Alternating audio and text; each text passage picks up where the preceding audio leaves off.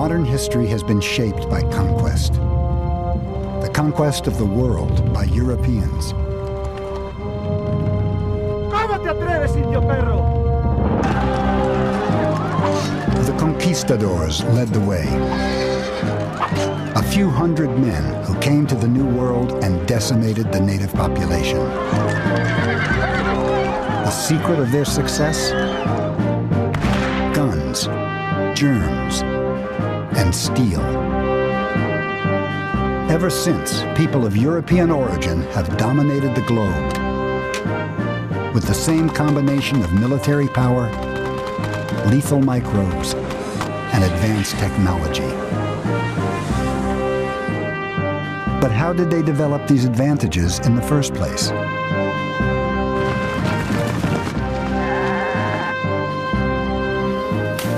Why did the world ever become so unequal?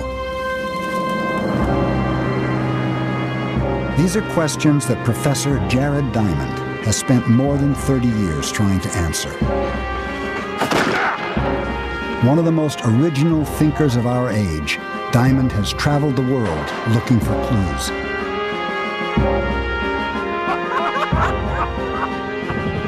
He set himself a daunting task: to peel back the layers of the past and explore the very roots of power in the modern world. Whatever I work on for the rest of my life, I can never work on questions as fascinating as the questions of guns, germs, and steel, because they're the biggest questions of human history. What separates the haves from the have-nots? How have guns, germs, and steel shaped the history of the world?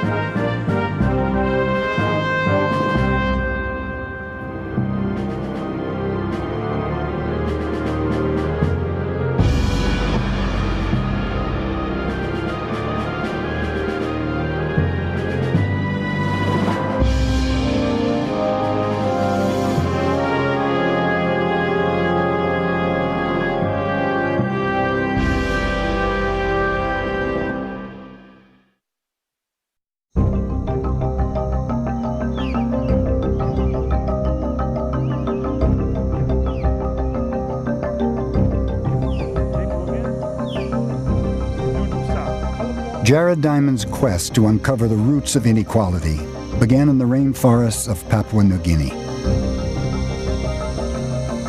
Oh, we look up. Oh.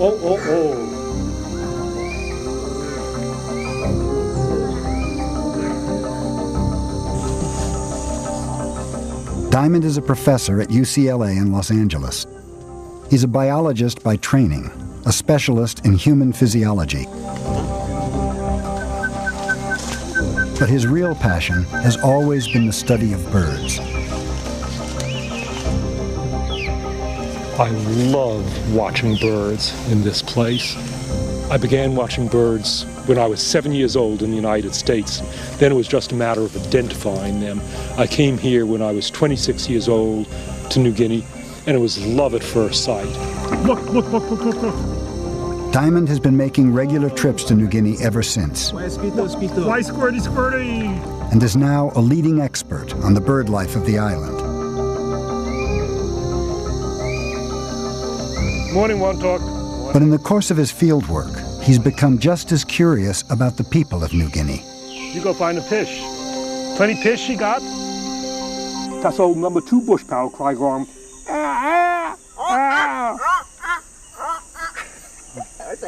Over the years, I've gotten to know and like thousands of New Guineans. The name belong again, you talk?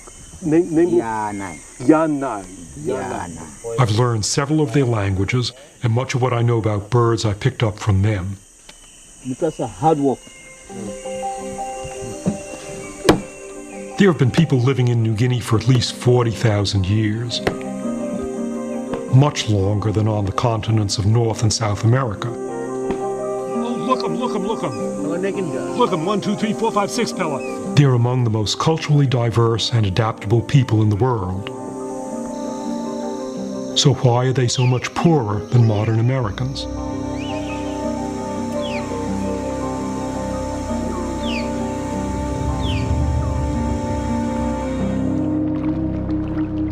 The question was put to Diamond bluntly by a man called Yali, whom he met on a beach more than 30 years ago. Why you white men have so much cargo and we New Guineans have so little? Yali's question really threw me. It seemed so simple and obvious, and I thought it must have a simple and obvious answer. But when he asked me, I had no idea what that answer was.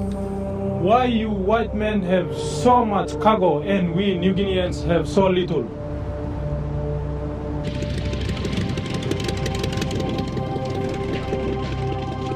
New Guineans use the word cargo to describe the material goods first brought to their country by Westerners.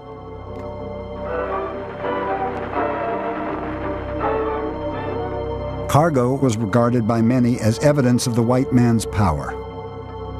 It was treated with an almost religious reverence.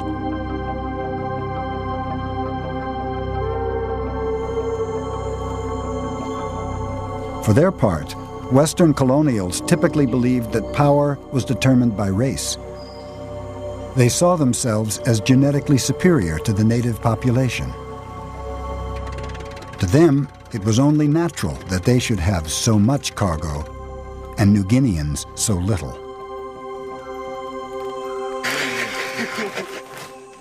To me, any explanation based on race is absurd.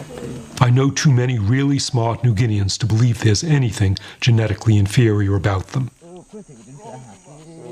It's their ingenuity and their quickness to learn that have always impressed me.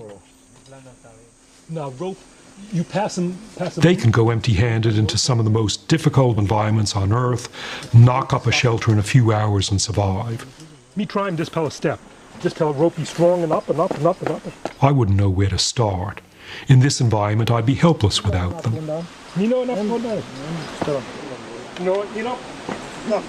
So why didn't these ingenious people invent metal tools?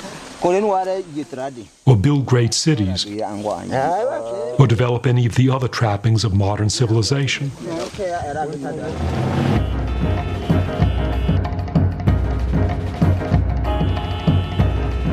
The world that I'm from is so different. The modern U.S. is the richest, most powerful state on Earth.